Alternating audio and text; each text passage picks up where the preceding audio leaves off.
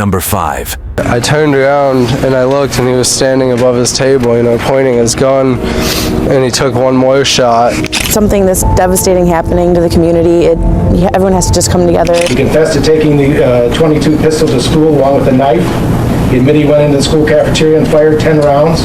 We begin with the chilling tale of T.J. Lane, the remorseless shooter behind the infamous Chardon School slaying. On February 27, 2012, Lane, wearing a Slayer sweatshirt, rained bullets in the Chardon High School cafeteria. He was only 17 at the time. Targeting a supposed romantic rival, he took 3 lives and wounded 3 others. TJ's turbulent family background, marked by a violent father, set the stage for his troubled life. Sent to live with his grandparents, internal struggles persisted.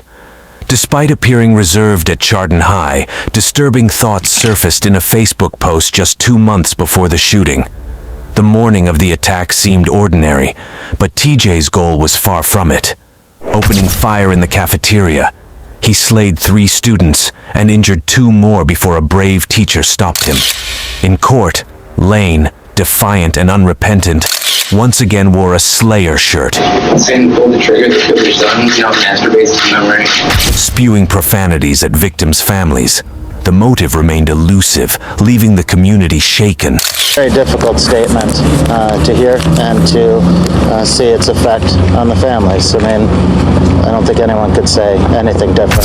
The brother in the courtroom and that did this was not the brother I knew. Was not the brother I knew.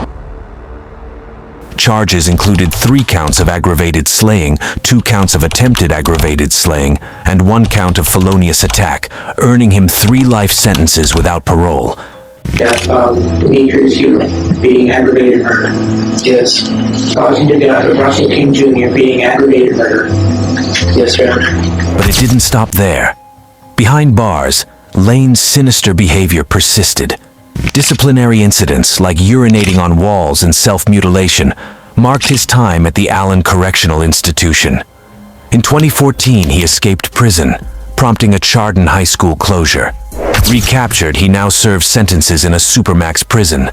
As horrific as T.J. Lane's crimes were, our next shooter is bound to leave you speechless. Number 4. My name is Nick, and I'm going to be the next school shooter of 2018. You don't know me, but you tried to kill me. Location is Stoneman Douglas in Parkland, Florida. It's going to be a big event. On February 14th, 2018, Marjory Stoneman Douglas High School in Parkland, Florida, became the haunting stage for Nikolas Cruz, orchestrating the worst school mass slaying in U.S. history. Today is the day that it all begins. The day of my massacre shall begin. All the kids in school will in fear and hide. From the wrath of my power, they will know who I am. Born on September 24th, 1998, Cruz's troubled life, marked by the early loss of his adoptive mom and a turbulent school history, culminated in a blood-curdling incident. That ominous day, armed with an AR-15 style rifle, Cruz turned his former school into a bloodfest. My goal is at least 20 people with an AR-15 and a couple tracer rounds. I think I can do a good time. Transforming a regular day into a chilling nightmare. The echoes of gunshots and the aftermath left 17 innocent students lifeless, leaving a community grappling with the senselessness of it all. Wrong verdict was given. We are beyond disappointed with the outcome today. I'm stunned. I'm devastated.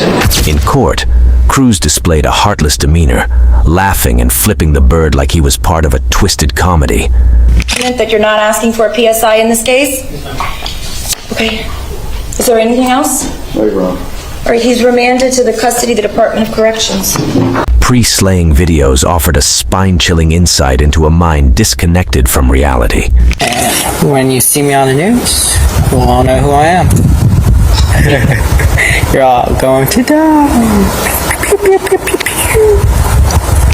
Families of the victims poured out their hearts, expressing anger and grief, while Cruz received a resolute judgment. guilty on 17 counts of slaying and 17 counts of attempted slaying, earning multiple life sentences without parole. The courtroom, though unable to bring back the lost, sent a clear message: no escape and no mercy for the one who turned a school into a graveyard. Remanded to the custody of the Department of Corrections. And he's to be given credit in the amount of 1,718 days time served. Number 3. This morning, a community in shock in Buffalo, New York. When I first saw him shooting, he shot a woman, he shot a deacon, he shot another woman, and then he went in the store and started shooting again. In the gritty tale of Buffalo, New York, Peyton Gendron goes down in infamy for unleashing a total nightmare. Barely 19. He pulls off a crazy mass slaying, taking down 10 lives and throwing the community into shock and the nation into straight-up disbelief. This is the worst nightmare that any community can face. Leading up to that crazy day, and it's like a horror movie plot. Gendron's got this twisted manifesto that spills the beans on his messed up plan and the wild ideologies pushing him. This was pure evil. It was straight up racially motivated hate crime from somebody outside our community. The live-streamed chaos gives you a raw, in-your-face view of the insane violence he dishes out, a real gut check on how dark things can get in someone's head. In court, Gendron's parents are shook, giving props to law enforcement while dealing with the fallout. I'm asking them to take responsibility for monitoring the hate speech and the calculated plans that are right there in plain view. Decked out in orange, Gendron apologizes to victims' families, admitting he went off the deep end because of some messed up online beliefs. The judgment of this court for your conviction under the first count of the indictment, a domestic act of terrorism motivated by hate in the first degree, an A1 felony, that you be sentenced to life imprisonment without parole. After pleading guilty to 15 charges of slaying, Peyton Gendron's staring down 11 life terms without parole. Peyton's story, while messed up, pales in comparison to our next shooter. Number 2. We are going to be the voice for the victims in the courtroom, and we will be fighting alongside them through this entire process. In the eerie stillness of a November night in 2022, chaos erupted at Club Q, an LGBTQ nightclub in Colorado Springs. I just watch as several people in the bar area just go down. Personally, I will be uncomfortable going anywhere for a long time. Saturday night, I thought I was dead. Anderson Lee Aldrich, armed with the lethal precision of an AR-15 style rifle, unleashed terror, leaving 5 lifeless, 19 injured. But this macabre performance was not Aldrich's first encounter with the law.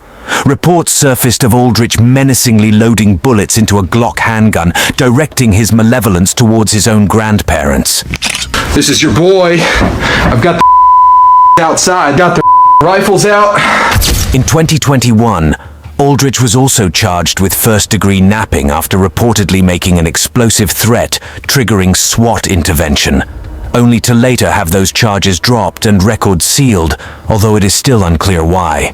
In the courtroom, Aldrich chose to mockingly identify as non-binary, using they-them pronouns, and was charged with more than 300 state counts for the Club Q mass slaying. 5 counts of murder in the first degree, 46 counts of attempted murder in the first degree, and 2 bias-motivated crimes, including slaying, attack, attempted slaying, and hate crimes. Are you aware of that? Yes, Your Honor.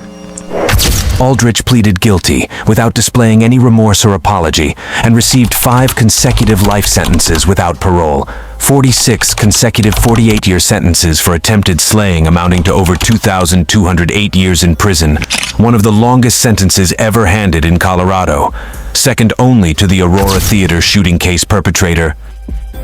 Number 1. After shooting in the theater, I didn't have a plan of whether to die or not. July 20th, 2012, a day etched into the history of Aurora, Colorado. At midnight, James Holmes joined the screening of The Dark Knight Rises at Theater 9, seated in the front row. Shortly thereafter, feigning a phone call, he exited through the emergency door.